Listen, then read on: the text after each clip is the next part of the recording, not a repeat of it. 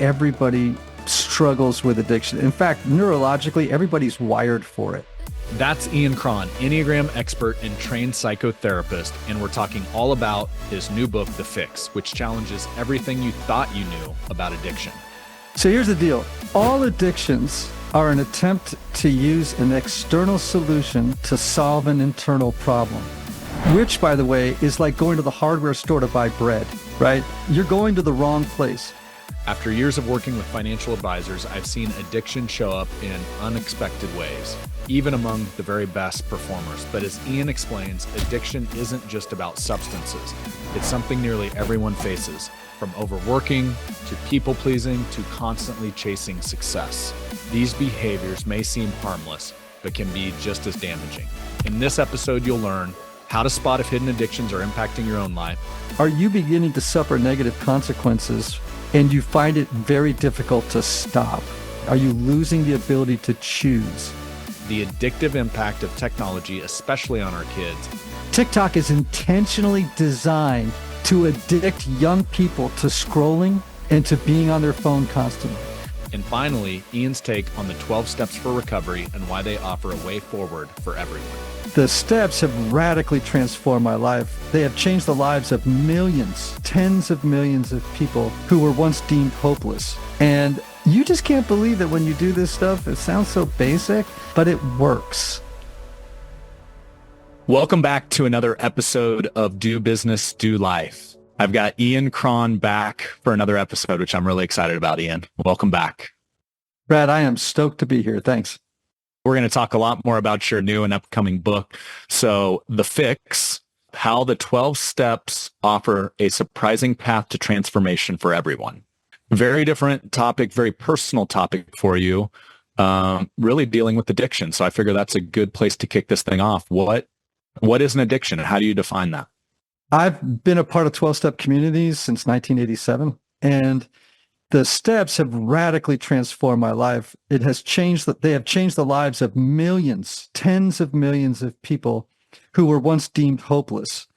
And but one of the things that people don't know is that actually anyone can do the 12 steps and derive the same benefit from them that addicts, alcoholics, overeaters, et cetera, have enjoyed for many, many years. And I really wanted to bring the 12 steps into the mainstream so that, folks anywhere on the addictive, the addiction continuum could enjoy them.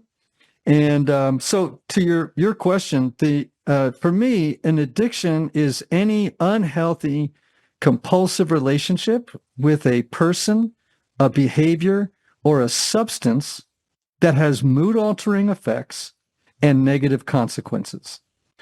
So that could be, for example, workaholism. That could be success addictions, people who are people pleasers, overeaters, people that are addicted to being right all the time or always helping other people. This sound familiar? Or people that, sort of addicted to this analytical way of thinking or to anxiety and worry. I mean, people are wired for addiction, right? It's just the nature of being a human being. And addictions always drain us of life. And in some instances threaten our lives. And so I wanted everyone to enjoy the life that I've been given as a result of daily working the steps. Well, I'm excited for this book. We just spent about 5 or 6 minutes before we hit record here, and you were just kind of walking me through a few things. And immediately when I look at the audience that listens to this show, some of the most successful independent financial advisors, not only in the country, but all over the world. And I've seen a ton of addictions in close to 2 decades of working in this business, whether it's having one too many drinks, whether it's the whole success thing. I think sometimes the entrepreneurial lie that I see is I'm doing this for the family. I'm providing for the family. Yeah. But what you don't see is the family is there by themselves while you're out just grinding and working it away. And all they want is you at family dinner. So here's the deal. All addictions are an attempt to use an external solution to solve an internal problem, which, by the way, is like going to the hardware store to buy bread. right? It just does. You're going to the wrong place. Happiness, peace, joy, the life that you want is an inside job, always an inside job. And so the steps give us a design for living that helps us disconnect from addictive or compulsive patterns of behavior. And they put our focus on the inside of our lives so that we can really get to the underlying causes and conditions of what's happening in there. And so that we can be free to do life as we dream. Well, let's, I know we're going to get into some of these 12 steps because I'm hopeful this conversation, if somebody out there's listening and struggling with some of these addictions, I would love if this conversation could be a path to helping them find their way back to where they need to be. But I know your story and you have this in the book. So anything you're willing to share on this conversation, it was you said probably the most vulnerable you've ever been in the book, back to 1987. And I'm sure a few people have kind of put together the 12 steps. I think it originated in the AA community back in the day. And you said you were completely cool with sharing at least parts of that journey where you kind of hit that breaking point and you decided things had to change. So if you're cool with it, I'd love to hear your part of that story. Right. So my first introduction was in 1987 when I joined a 12-step community for people struggling with alcoholism. And, for me, it was a life-saving episode in my life. And the thing that excites me, Brad, is that as I mentioned earlier, I just think everybody struggles with addiction. In fact, neurologically, everybody's wired for it. Frankly, you're just wired for addiction. And why is that? Is there something inside of us that just does it? Like what is it? I don't want to dive into the neuroscience of it too much because it gets a little geeky. But essentially, when you experience internal distress, and all of us do, right? Anxiety, worry, depression, pressure, whatever it is, right? It's just at baseline, everybody is always feeling a little diseased in the world, right? So for example, you were sharing earlier that you had a more difficult week than normal, and you're experiencing dis-ease right now. And the way that we work is people are wired because we have a pleasure center in the brain. We find one day, for example, that if we work too much or if we have a compulsive relationship with alcohol or drugs or with porn, sex, relationships. We just have a bevy of opportunities out there for addiction. You try it once or you get involved in some kind of behavior and it starts to release dopamine in the brain. Right. And dopamine is like the feeling, it's like the feeling of like oxygen comes back in the room. I feel relaxed. I feel at home in the world, et cetera, et cetera, et cetera. And then, the brain doesn't forget that experience. And it says, I want that experience again.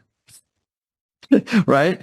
And then it does it again and it gets another dopamine hit. And then suddenly it's like, oh, I found the solution. And then eventually the solution becomes a bigger problem than the problem it was initially trying to solve. We mentioned workaholism earlier, and or even I worked with a guy once at a big investment banking company in New York, and he came to me and he said, "I'm addicted to the rush of the deal." Right? He was in mergers and acquisition, and he was now, by this time, in his mid to late 30s. He'd been doing this since got out of college, and then graduate school. And he just said, the deal is my drug. You know what I mean? Like there's just the rush of the deal, putting together, and realizing incredibly dumb amounts of money in return. Right. And he said, and then, he says, I'm retiring. He was in his late 30s. And he said, I just don't know how I'm going to live without it. And I said, well, we need to address that as an addiction. That is not just something you enjoy. That's something that you're telling me you can't live without now. You've lost the power of choice. And so we did some work around the 12 steps, and it basically kind of probably rescued his marriage and a number of other things in his life and put him on the right path. Yeah. Well, you see, I've seen a lot of divorces in our space, and it's oftentimes like if you get into those deep conversations with people that have dealt with it, a lot of times it is very much work induced, where Yeah. the spouse feels like their work is almost like another partner, somebody they're cheating on with almost, Yeah. because it's taking them away. Yeah. And so Um, how is that any different than a divorce over alcohol? You know what I'm saying? yeah. Except that this is where it gets tricky, right? That is a socially acceptable addiction. If you develop an alcohol or drug problem, like I always laugh because in my 12-step community, people will often begin by saying, "Hey, my name is Bob, and I am a grateful recovering alcoholic." And I remember when I first heard that years and years and years ago, I was like, "What are you grateful for? Like, this sucks, you know?" And he's like, but what I came to realize is that, for people who have found themselves in a desperate situation, there's places to go and things you can do, and there's pressure from outside to do something about it. But with socially acceptable forms of addiction, it's like those people can be miserable forever, right? They can actually get stroked for it by different people. And that's why I'm grateful. I just happen to have an addiction that eventually became public. And because of that, I found my way into a path of recovery faster than people who have workaholism or sometimes sex addictions or porn addictions or overeating or, you know what I'm saying? Like, Yeah.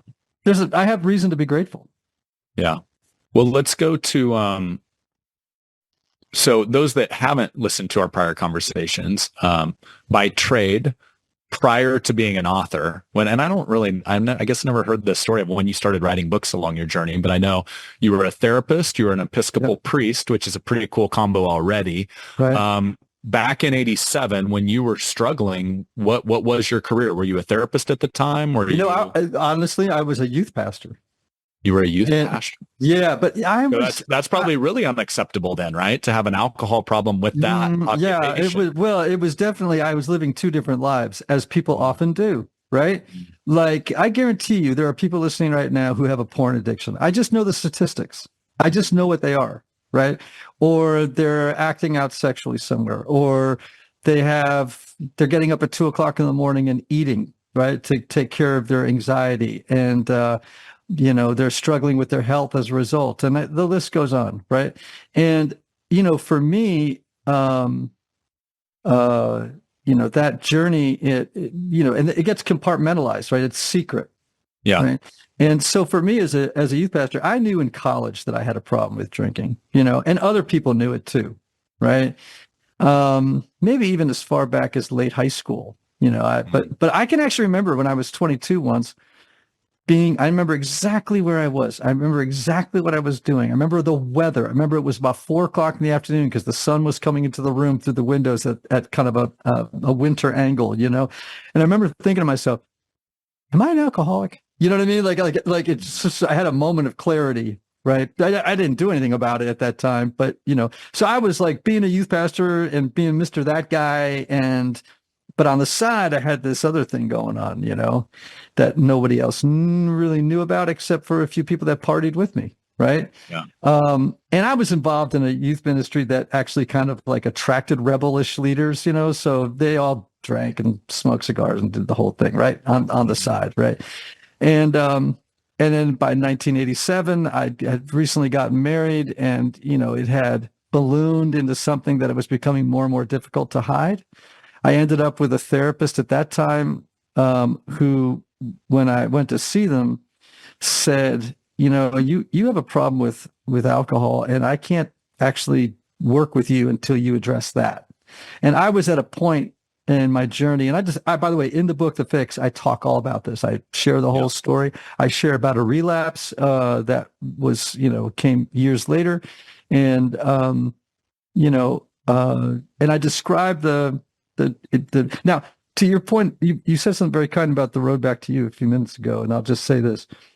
This is another one of those books where I try and take something that's sounds complicated, but I make it simple for people to understand. And honestly, there's a lot of joy in the book. There's a lot of laughter in the book. It's not a glum book. It's not like, it's actually a book where there's a good amount of humor. And it really shows like just the beautiful side of this journey, like the side of this journey that's like should make your heart pump with joy and anticipation of doing it yourself. Yeah, well, we said this before we hit record. I've hung out with you enough now. You have a great sense of humor, and you make things fun and stuff that can honestly be dry. Like you can make the Enneagram pretty dry, but you make it fun. You make it relatable. You make it real life. I have just knowing who you are and how you write and the voice you write with. I can only imagine you've applied that to The Fix, the new book. You said one other thing earlier that I don't think we caught before we hit record here. You said everyone has an addiction. Yes. It's just, what is that addiction? And I know we've listed a lot of different types, but I think the tough part, oftentimes, you said it's an internal thing. And a lot of times these addictions are addressing external things. And it's kind of like putting these worries outside as opposed to turning inside and looking inward and saying, wait, why do I feel like I need a drink? Wait, why do I constantly do this every time I have stress? Is there anything that you could share for those listening in? Like, how can they identify potential addictions? When does it go from a casual drink, like, hey, I have a glass of wine with dinner once a week, to this is an addiction and this is now crossing the line over to that side of the equation? Yeah. So typically, I'd ask a bunch of questions, but everybody has to sort of figure out for themselves if they're an addict. Like I would never tell someone you're an alcoholic, right? I'd say, hey, from my experience, based on what I'm hearing from you, it sounds like you have some negative consequences that you're experiencing as a result of your repeatedly turning to this substance for a solution for whatever ails you, right? Like when I work with workaholics, and that's probably maybe one of the addictions that some of your listeners would fall into that category, right? I might ask them the question, are you more drawn to your work than you are to close relationships and rest? I might ask, do you take work to bed? Do you work on the weekends? Do you work on vacation? Do you pull all-nighters? Do you avoid intimacy with others and or yourself and use work as a way of avoiding some of that stuff? I could go on and on with that. I could probably ask 20 questions, right? And I think a lot of people would say, oh yeah, you're starting to talk about me, and it's like, okay, well, we have to get to the underlying causes and conditions of that compulsion, because it's starting. Here's another way I know if someone's listening and they're wondering, is this me? It's like, are you beginning to suffer negative consequences and you find it very difficult to stop doing what you're doing? Are you losing the ability to choose? So it's like, I really know I have to work less, but I've sort of lost the choice. I'm like, I can't stop. I'm on a gerbil wheel and I can't stop. And I derive so much of my self-esteem from this behavior. Everyone strokes me for it. I'm making a ton of money for doing it, or, whatever. But I'm also kind of experiencing internal misery because I'm just grinding all the time. Yeah. I can't, I'm in bed. I can't stop thinking about it. I wake up at 4 a.m. It's like, when I hear that, I'm like, this sounds like an addiction to me. And again, like in the book, I have a list of about 50 addictions that I could just name off the top of my head. And I could have listed a bajillion more, right? It's just that human beings tend to look for self-prescribed treatment plans for dealing with the pain that they have inside. That's just inescapable. It's just part of being a human being, that distress, right? But all of us would like to find a behavioral or chemical solution to the problems we have inside. And it always ends badly and it always escalates. It never, you know what I'm saying? And yeah, it can either be bingy or it can be chronic, either one. Well, I mean, there's a story, I think it was in the Walter Isaacson biography on Steve Jobs, where, essentially he wrote that when he was on his deathbed, you look at a guy that created products that literally changed the world. I mean, we're recording on, at least on my side, on a couple of them right now. And his biggest regret on his deathbed was that he worked too much and didn't spend enough time with his family. So it just goes to show it doesn't matter how amazing that work was you did at the end of the day, when you have kind of a clarity of vision, which I think people tend to get towards the end of their lives. You know, it's that realization like, dang, I probably had the equation out of order here that I was dealing with. Yeah. And by the way, what if someone had told Steve Jobs, you know what, you will be able to accomplish a lot of the stuff that you want to accomplish, and you could live a really, really healthy, good life at the same time by working steps. How amazing would that be if he could have done both? And I think that's what the 12 steps offer us. Well, and that's the name of this podcast is Do Business, Do Life. So I think we're on target here for this conversation. Well, let's get to these 12 steps. So however you want to unpack this, Ian, let's just start to get into it, because everybody's like, well, what the heck are they? Let's go. Yeah. Okay. So let's just for the sake of efficiency, bucket them under a couple of categories. So steps 1 to 3, I'll just read them to you. Okay. We admitted we were powerless over blank, that our lives had become unmanageable. The second one is, and this is where people can get a little uncomfortable, but whatever. We came to believe that a power greater than ourselves could restore us to sanity. And then the third one is, made a decision to turn our will and our lives over to the care of God as we understood him. Okay. So the 12 steps are spiritual, but they're not associated with any particular religious or denominational organization or institution. Everybody gets to kind of make up their own mind as to what their higher power, or God, as I choose to call them, they get to figure that out, right? That's between them and God. Now, so the first 3 steps are all about mending and connecting to our relationship with God, right? So what we're doing at this point is we're just admitting, like, I'm out of ammo. Like, I had a guy recently I work with, he's in the corporate world. He's just talking about his marriage, and he's like, I'm out of ammo. And I said, yeah, you're powerless. And he's like, this is not a guy that likes to be, this is a guy who went to Stanford Business School, went to Stanford undergrad. You know what I mean? This is not a guy who's used to hearing people tell him he's powerless. And yet, but ultimately, that's where the journey has to begin. It has to begin with this admission of powerlessness, that I've lost the ability to choose. I'm stuck in an addictive pattern, either to a substance or to a person or to a behavior, and I'm lost. Right now, the when you get to steps 4 to 7, and I won't read them all unless you want me to, but can we take a second on that powerless one? Is that okay? Absolutely. Let's go. It's basically saying, I need help. I can't do this on my own. And I think probably the tough things, especially for really successful entrepreneurs, of which you've told a couple stories already. Yeah. They're not used to that feeling. They're winning in all these other aspects. So if you were sitting there talking to somebody that's probably like, when you were riffing a little earlier, like, man, that kind of sounds like me, but wait, I'm super successful. I'm an entrepreneur. How is that, like, a breaking point has to occur? Like, how do people actually say, I'm powerless, I need help?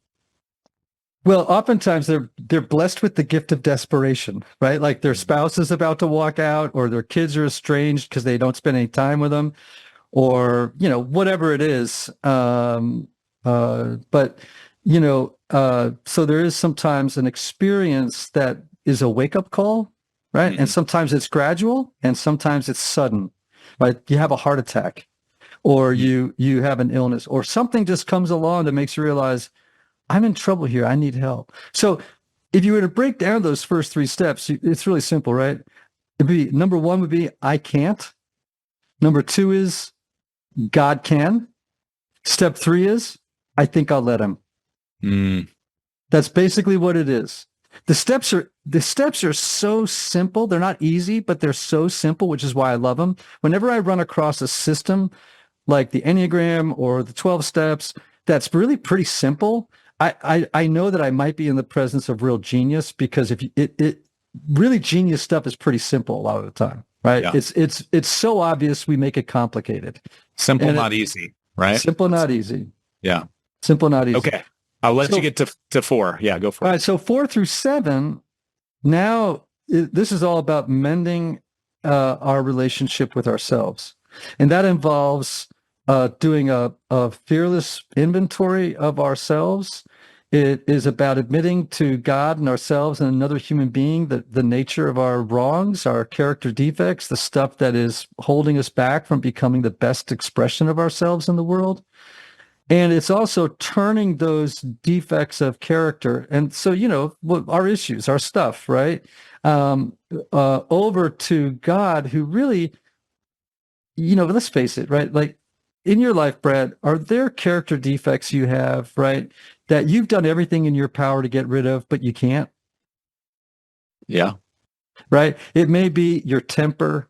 It might be that you have an issue with being hypercritical of other people or of yourself, or, and you've done everything in your power. You've been to therapy, you've done everything, but it's like, oh man, I cannot shake this thing. So we just learn to turn that over to the care of God, who in my experience, and this is not an overstatement, can do for you what you have always tried to do for yourself on your own unaided willpower, and letting him do for you what you've never been able to do for yourself, which is remove those character defects. So these are very humbling steps, but we have to do the work of looking inward and taking an inventory. Like, if you owned a grocery store, if you don't take inventory on a regular basis, you're going to have a lot of crappy stuff on the shelves. It's going to be expired. It's going to, right? So you do this with a lot of compassion and kindness, but thoroughness. Because, you got to go through and go, okay, this tomato's rotten, not worth selling. Got to chuck it out, right? So, it sounds like, oh, this is going to be like really painful and stuff. And in a way, I'll just be honest, it can be that way a little bit, as you do the work. But on the other side of it, it's just great benefit. Well, on that, Ian, Sean and myself just did a 360 review. It's been a few months back, but basically asking questions to our people that knew us best on the team and have worked beside us, like, hey, what are our blind spots? What do we miss? Yeah. I will say that's not a fun read. It's not fun to read like, hey, here are your blind spots that you walk through life. But at the end of the day, would you rather they remain blind spots and you're just walking around oblivious, or would you rather know them so you can address them and continue to grow and level up as a human? I mean, those are your choices in life, right? Yeah. And, our mutual friend, Michael Hyatt, I quote him in the book because he said something to me once that really stuck. He said, the one thing that stands between you and the best version of yourself is the truth. So good. Yeah. Right. And so this is the point where we're really going to look inward, and we're going to go about the business of looking for the truth about ourselves, and then relying on our higher power, however you choose to define it. Now, I have a particular, spiritual orientation. We've talked about it before, but I don't force my ideas about who God is on anybody. Right. And frankly, I've seen God work in the lives of people who don't share my worldview, and I don't know how that works. It's not my business. That's way above my pay grade. Right.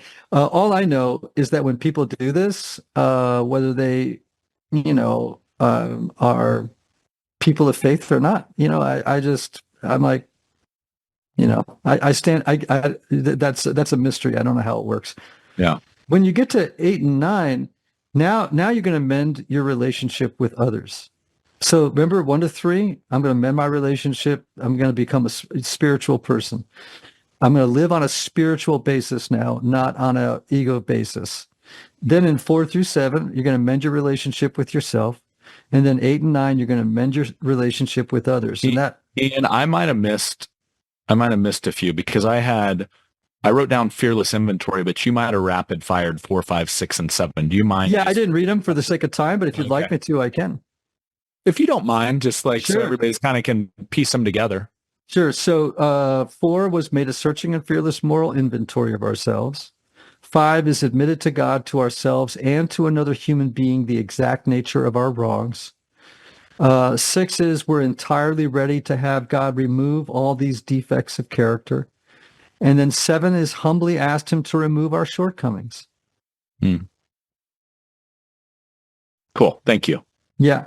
Now, 8 is made a list of all persons we had harmed and became willing to make amends to them all. And then 9 is made direct amends to such people wherever possible, except when to do so would injure them or others. So, I mean, I love this, man. It's so, to be happy in this world, right, is complicated, right? Because happiness isn't something you can achieve. And this is, I tell people say to me all the time, I just want to be happy. And I'm like, stop it. I do a Bob Newhart. I go, stop it. Because honestly, you actually can't get happiness, right? You can't achieve happiness. Happiness is a byproduct of other pursuits, right? And this is what I'm talking about here, right? Your happiness is a byproduct of having a relationship with a power greater than yourself. It's a product of having done internal work and owning what's yours and cleaning. And then it's also a product of living peacefully with other people, and where you have outstanding debts of that need to be reconciled. To me, this is just a very simple formula for living your best life. Really, it's pretty basic. Yeah. Arthur Brooks, I had a conversation with him, who like literally teaches a class on happiness. He talks about it more like a continuum. Because people like, oh, there's a destination happiness. I want to arrive there and just set up shop, right? And he's like, well, there's happiness, there's unhappiness. You can't have happiness without unhappiness. It's like the opposite side of the coin. So it's almost like this continuum where you can make choices in your life that are going to set you up more down the path of happiness, which a lot of these 12 steps just seem like, hey, you want to be headed in the direction of happiness. Here's a way to kind of give yourself a better chance to get there. Am I saying that right? Or would you think about that differently? No, you absolutely are. And I think what Arthur would agree with is that a component of happiness is what's called equanimity. And equanimity could be defined as the ability to maintain emotional balance in the face of whatever life throws at you. Mm. Now, all right, so you had a more difficult week this week, right? Yeah, let's talk about it. My son, my 14-year-old, who's quite the athlete, broke his ankle last Thursday in a football game. Right. So we've been dealing with that, surgery yesterday. So yeah, it's been tough. Yeah. The goal is, it's not a happy week, but how do I maintain emotional and spiritual balance in the face of this moment, where I'm not thrown off the beam? I'm like, okay, so now this. And we walk into that with a calmness and a clarity and a compassion and a curiosity and a creativity, all these wonderful things that the 12 steps generate and put into our lives. It's like, it's a toolbox, man. So let me give you an example of how I would, like, let's say that happened to me this week. So I work the steps every day. And I love what my sponsor said to me. He says, once you work them long enough, the numbers fall away and you're just doing them reflexively. Right. It's like, you're not going, okay, this is step 1, it's like, no, that kind of all falls away and it just works itself into your bones and blood, right? You're just doing it. And so if I were in your situation this past week, I might say, okay, I admit that I am powerless over what has happened to my son. I can't fix his ankle. I can't fix my crying wife about it. I can't, I'm powerless here. And hopefully it's not making my life unmanageable, but I got some tools to make sure it doesn't, right? And then I believe that I've got a higher power that can restore me or keep me sane in the middle of all this. So I'm just going to turn my will and my life and my son's ankle and my wife's upset and all the other stuff over to God's care. And you just can't believe that when you do this stuff, it sounds so basic, but it works. That's the thing. It works. And I got the lives of tens of millions of people in the sample pool to show you this works, right?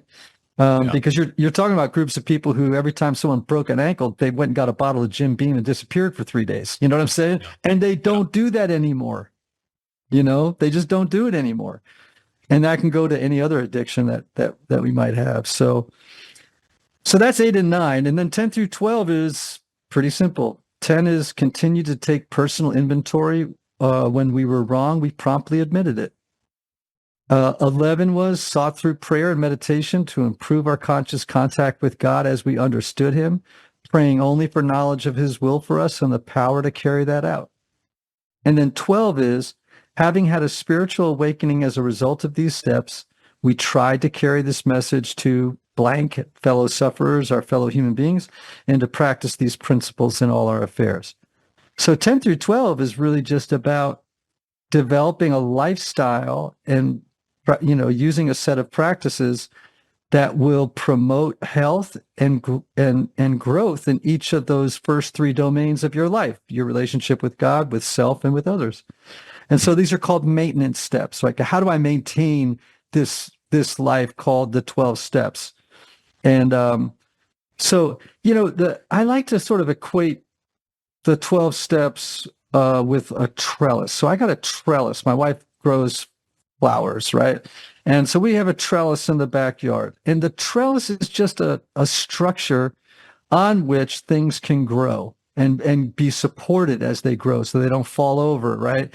And the 12 steps is it's just a trellis. It's not a set of rules. It doesn't, in fact, Bill Wilson, who wrote them, calls them suggestions, right? I love that, right? He's not saying, here are the rules.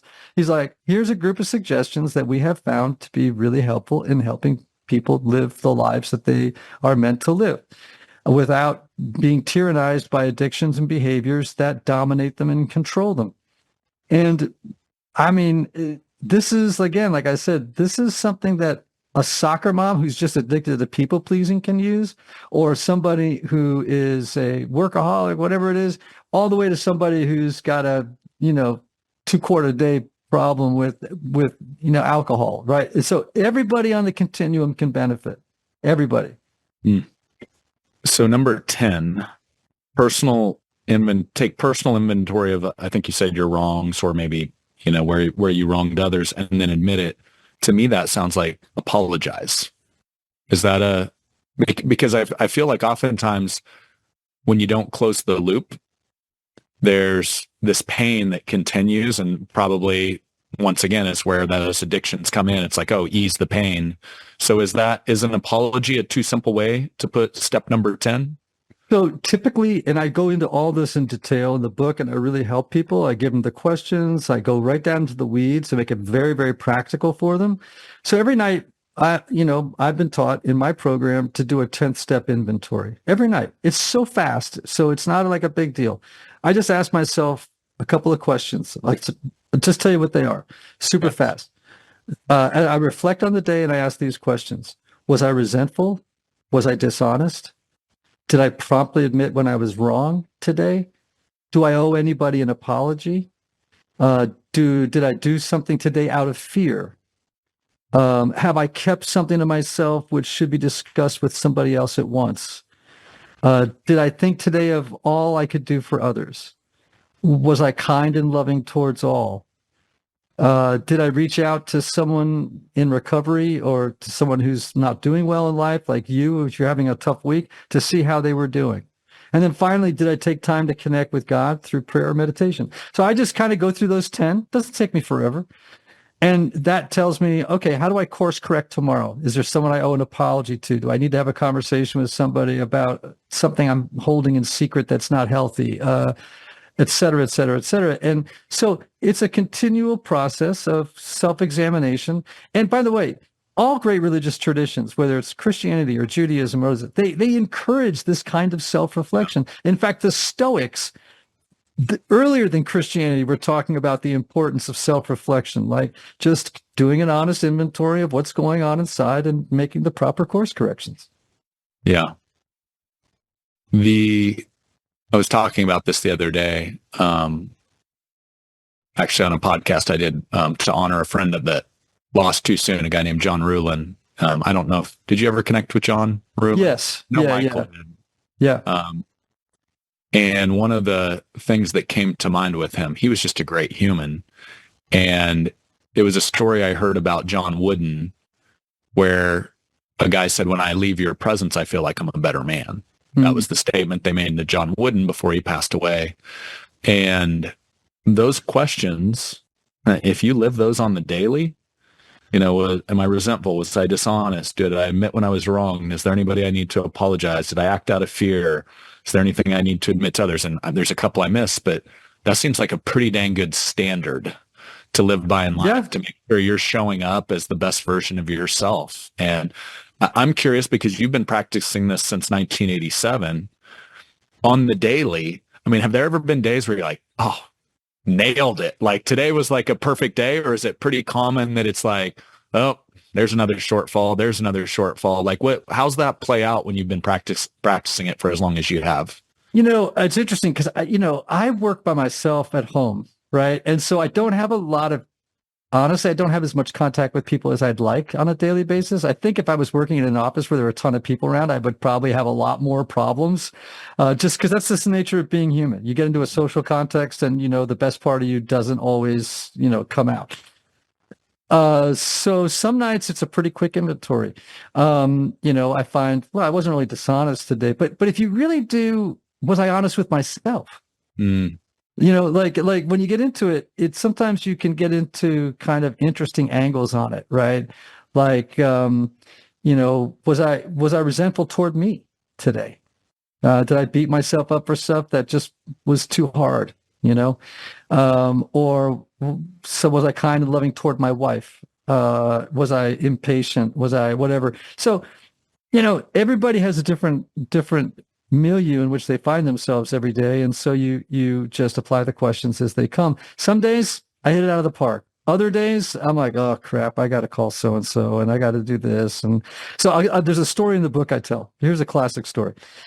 So most mornings, particularly when the weather is warm here in Nashville, I go to my favorite coffee shop. And one day I was in a mood, as they say in the South, man. I was in a mood, and my knee hurt because I like to run, but my knee was acting up. And then I was under deadline for a book chapter, and I just was like behind the 8 ball. So I go to this coffee shop to get my cortado. That's my little daily fix. That's not so bad.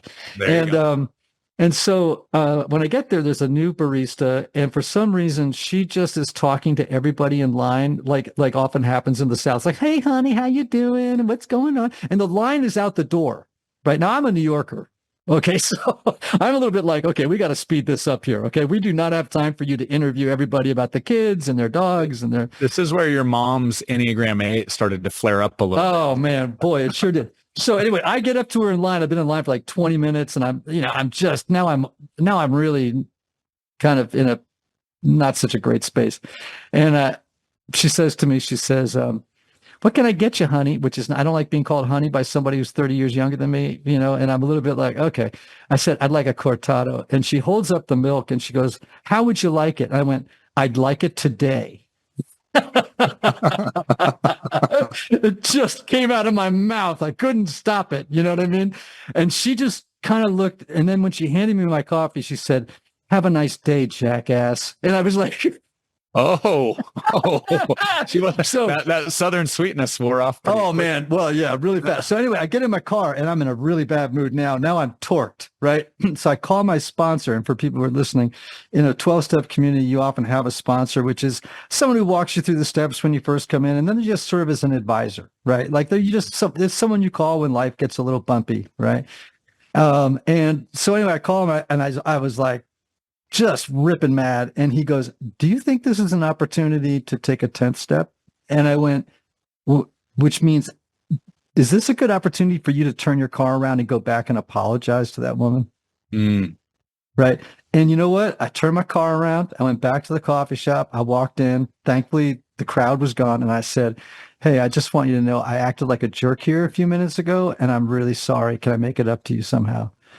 And she just got puddly, like teary-eyed, and she said, oh my gosh, I was in a bad mood too. And next thing I know, I find out her name is Felicity, and I hear a little bit of her backstory, and I walk out with a free cortado, my second of the day. And this is just how we should be in the world, right, Brad? It's just like we should be this way in the world, and be people that are spreading goodness and kindness. And and always trying to clean our side of the street, not somebody else's. I didn't have to get in her face about her behavior. I just had to own mine, clean my side of the street, and get on with the business of life. And that's what the 12 steps have taught me to do. You know, it's interesting, the timing of this conversation, because this last week has been one of the hardest ever in my life. Like having a kid hurt is just rough, especially at the level he was. And it's been tough on Sarah as well. And your story on the coffee shop, it was a couple days back. I was just like, I was sad. I was pissed. I was everything, hurting. And I was just, I just had this like brief moment in time where I thought like, man, I really hope nobody like kind of comes at me today, because I'm not sure I can handle it today. You know, this is like the fuse is short today, and that conversation just reminds me, and my last week reminds me, we don't always know other people's stuff. Like they're showing up, they're not super happy. We're having a great normal day. They might have had like the worst week of their life or the worst day of their life. And we don't always know their stuff.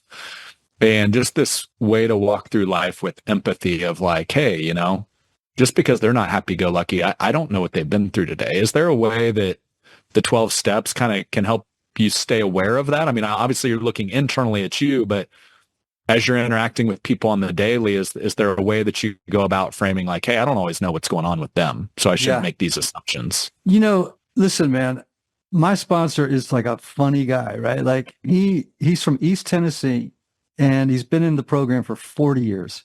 Wow. And he is so smart and so funny. And one day I was talking to him about somebody I was mad at, about an interaction that made me mad.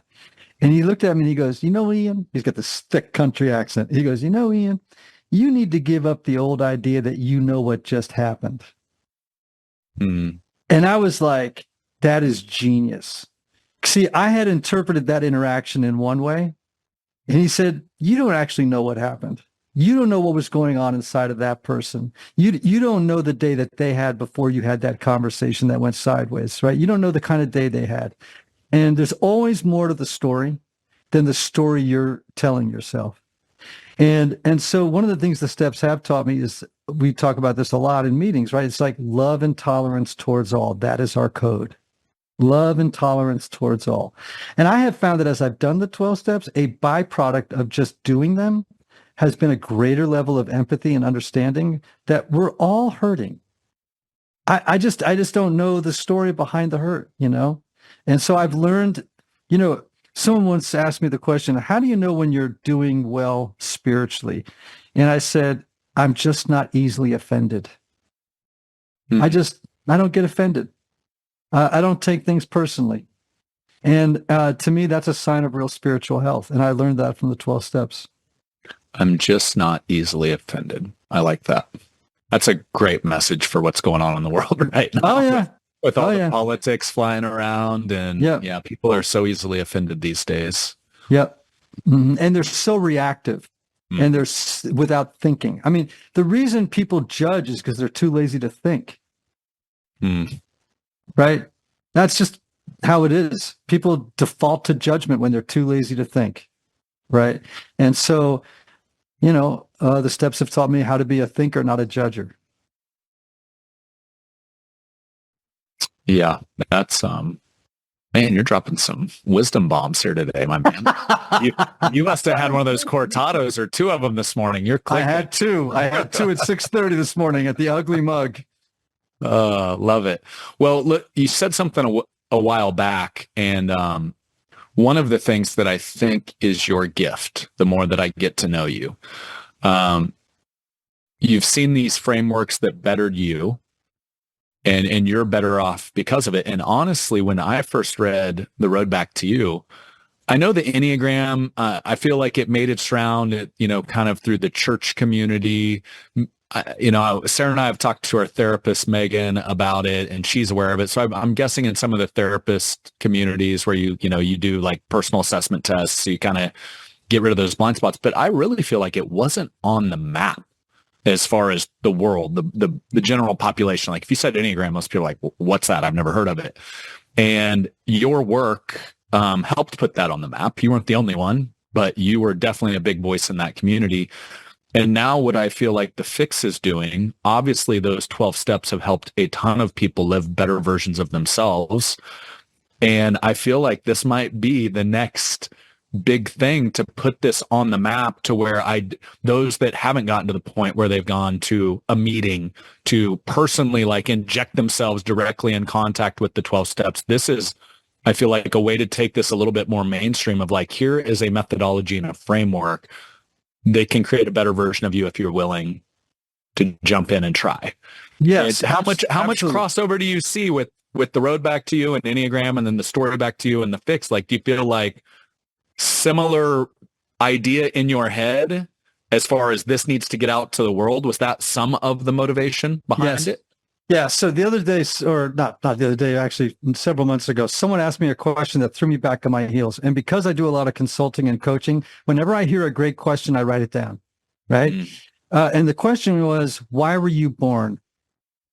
And I was like, what? That's an amazing question. Why were you born? And my answer was, I was born to introduce people to ideas and experiences that deepen and improve their lives. And that was the Enneagram. That was in the story of you. That was in my first novel, Chasing Francis. It's just a pattern in my life. I just love introducing people to things that have changed my life. So I'm not just coming in like the expert. It's like, no, this changed my life. Can't wait to share it. And so in that sense, this book is a very natural next step in my life, And like I said, I'm always going to do Enneagram coaching and teaching and workshops in companies and doing all that because I love that too. But, I have other parts of my life that I wanted to share. And this one seemed really timely and urgent because I feel like, hey, man, if this can deepen and improve people's lives, then it's my job to put it out there in the best, most consumable fashion. Well, I promise it will, because I know the quality of work you do, and I'm excited to be able to actually grab the book and read the whole thing. This has been a good precursor. I'm excited to be able to do that. What are there, I see the clock over here, it's kind of ticking away. We went through the 12 steps, but is there another story that you think might resonate with the audience as far as just the power of the 12 steps, or maybe it even like takes one of those 12 steps and just makes it that much more easy to grasp? Anything come to mind?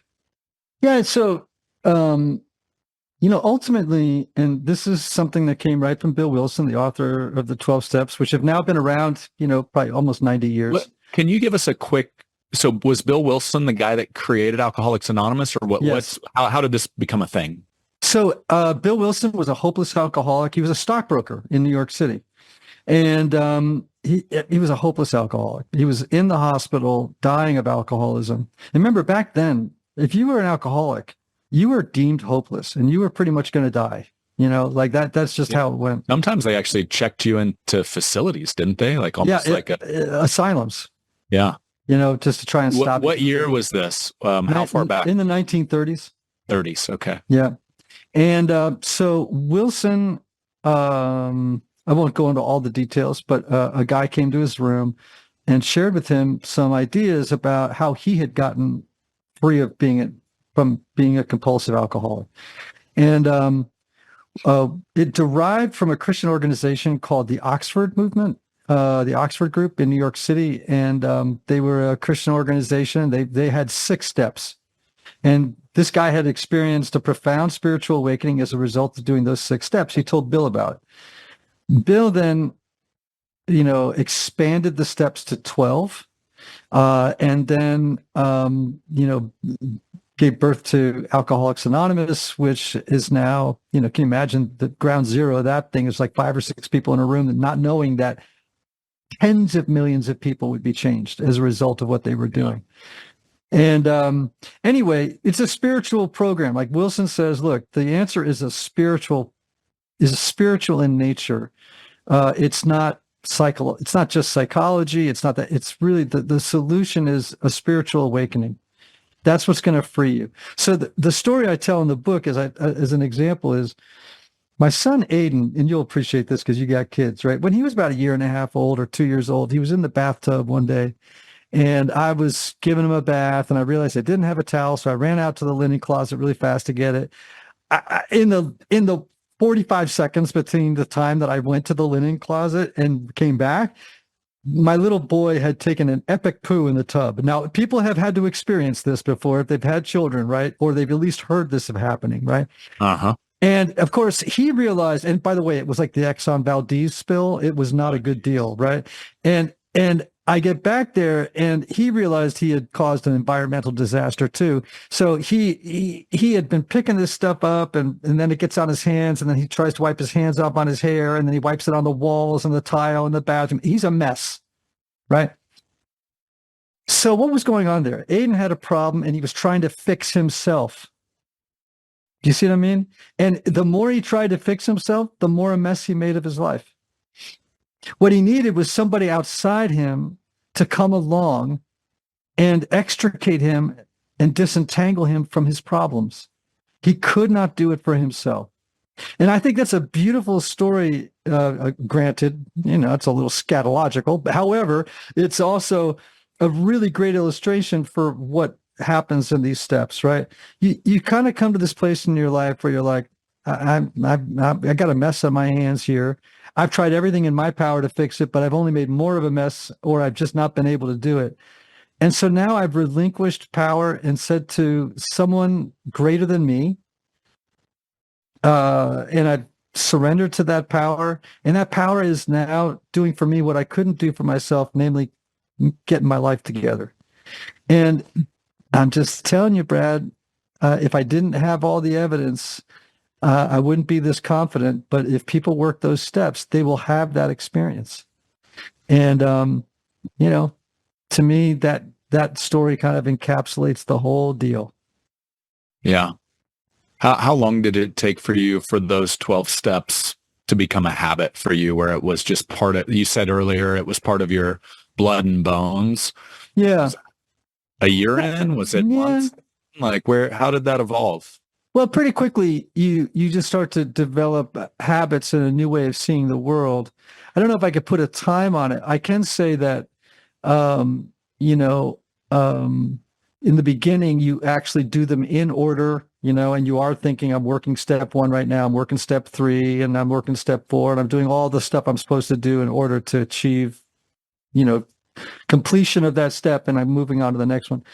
But eventually, once you've done them once, and you'll do them multiple times in your life, you'll start over again and just go deeper layer, every time. But I would say, after the first year and doing those steps, and, eventually I did find myself just naturally doing things I didn't do before that really made sense of my life, because I'd organized my life around those steps. Mm. So different curiosity I have here. It's funny. I didn't plan on this, but I'm in my basement, and where I've been doing the podcast here a bit until we get moved into the new office. And I remember when we first met out in Blackberry, my wife asked you a question, because our kids were much smaller then.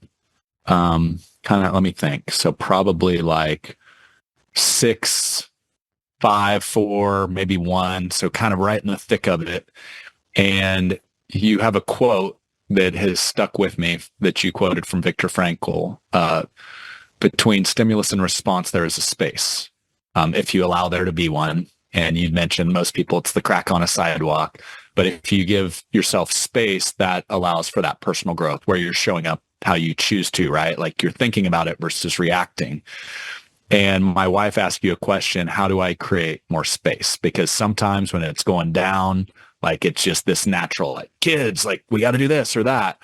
And you had mentioned that you and your wife had a daily meditation practice where you meditated in the same room, I think in the morning, if I remember right.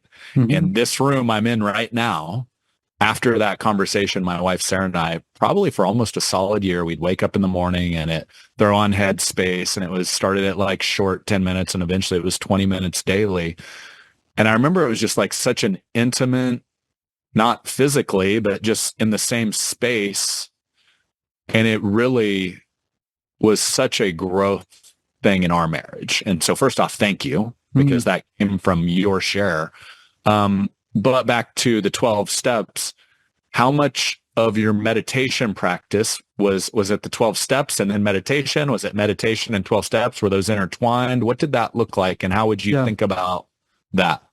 So I started meditation probably in the early 90s. And so I was well into a 12-step journey at that point. And of course, remember, step 11 begins sought through prayer and meditation to improve our conscious contact with God. And so meditation, I mean, this talk about ahead of his time, right? Like Bill Wilson was like just really a pretty amazing thinker and very insightful. A regular meditation practice, we just know from research that what it can do is open that space so that you have the ability to take a pause. Like it's interesting. Andy and I like to watch British television shows, right? Like we watch a lot of British mysteries and the whole thing, right? And there's a British police show called The Blue Lights that I really like.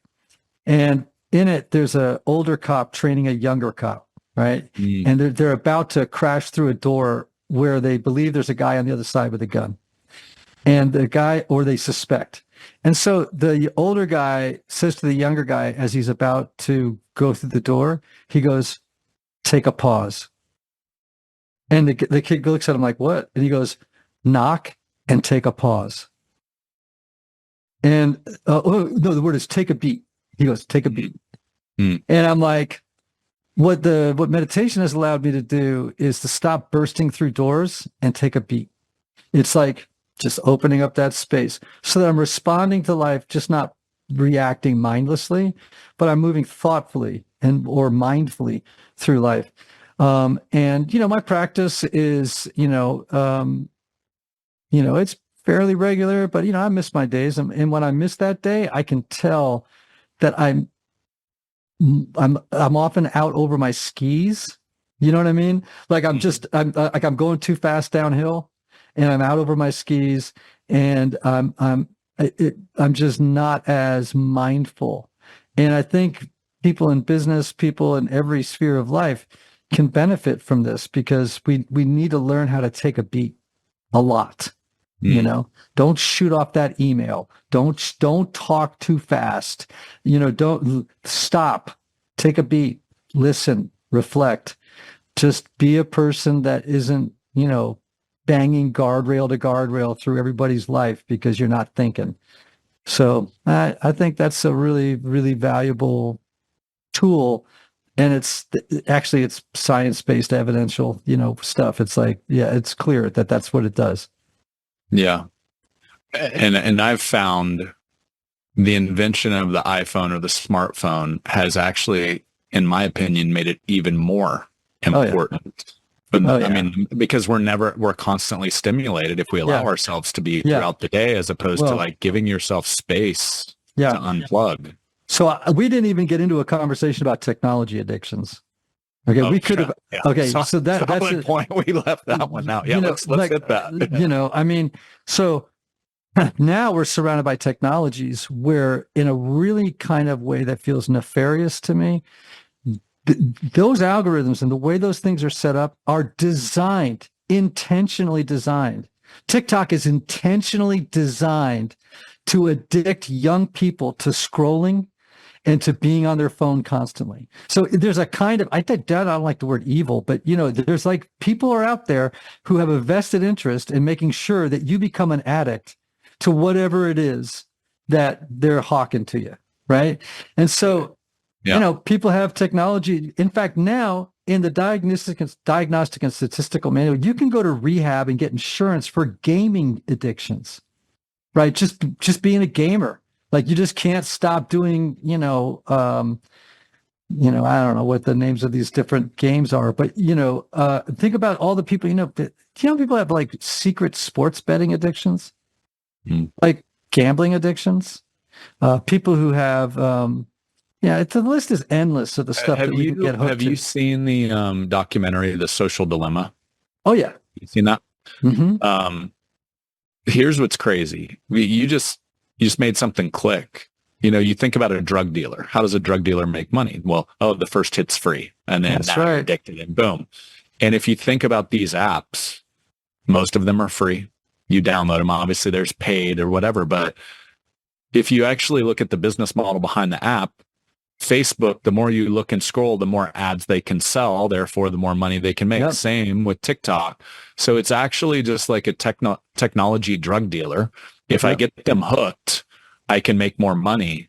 Yeah. And it's pretty crazy because I think most parents, we're dealing with it right now. Actually, it's crazy. My son, Sarah literally just told me, he's like, Mom, can I have TikTok? Because of course he's been laid up for a week. And we're like, no, you can't, unfortunately. But I think it's really important to like think through this as a parent. Like, it's just a different form of addiction. It absolutely is, because it's compulsive. It has a mood altering effect, and it has negative consequences. I had a breakfast this morning with a guy, and we were just talking about technology and what a big problem it's become in his house. Okay. And what he described to me was a situation in which, kids and parents aren't talking. They're siloed off. Yep. And they're not connecting. And adults are being pumped full of misinformation about all kinds of things. We know for a fact that the mental health crisis that so many younger people are experiencing now is a direct result. Just look at Jonathan Haidt's, talks, and it's pretty stunning. And so, and it's having a negative consequence, and they can't stop. We can't stop. We can't stop looking at the news. We can't stop looking at sports, scores. We can't stop looking. And part of it is the way that the apps and these different things are set up. They are addictive. So everybody, and we get a dopamine hit from them. Every time you look at it, the colors, everything else, they are studying brain science to make sure they nail you. So, dude, I'm just saying, as a friend of mine likes to say, you're always one click away from a new addiction. And so we have to be more mindful, and these steps can help us break free of so many of these patterns in our lives that take us hostage. And then, we end up being enslaved to them. Yeah.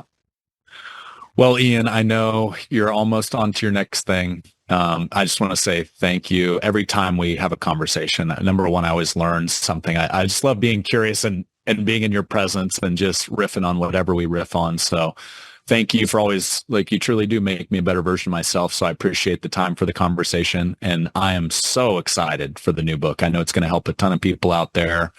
And once that thing goes live, let's get connected, and we'll give some books away to those listening in. It's just unfortunately not until January 28th, but if you find a way to get me some before, let me know, and we'll make sure we get some of the listeners out there. Well, in fact, people can pre-order it now on Amazon. You can just go on Amazon, pre-order it. That way they'll be sure to get a copy at the lowest price when it drops on January 28th.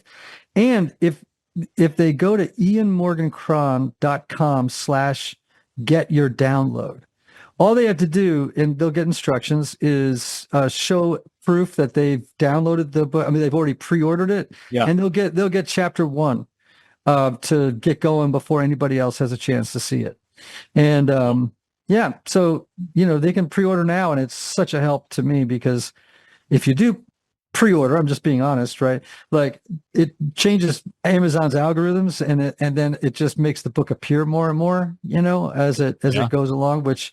It's so hard to get a book into the mainstream, and so every little bit helps, and I'm appreciative if people pre-order.